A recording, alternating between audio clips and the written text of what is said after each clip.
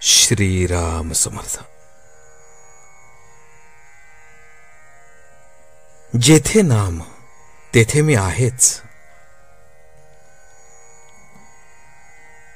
मला नामात पहा असे मी म्हणतो. याचा अर्थ मी देहात नसून माझी वस्ती नामातच असते. कारण आपले मन जिथे असते तिथेच आपण खऱ्या अर्थाने असतो. समजा तुम्ही यात्रेला गेला आहात, पण मन घराबद्दलच चिंतन करत असेल तर तुम्ही देहाने क्षेत्रात असलात तरी खऱ्या अर्थाने घरीच आहात असे नाही का होत. त्याप्रमाणे तुम्हाला जर कोणी विचारले की तुम्ही नेहमी कुठे असता, तर आम्ही नेहमी विषयातच असतो असे सांगावे लागेल. ज्यांना जे जास्त आवडते त्यातच ते असतात, हे खरं की नाही? मग तुमचा गुरु कुठे आहे असे जर कोणी विचारले तर तो नामात आहे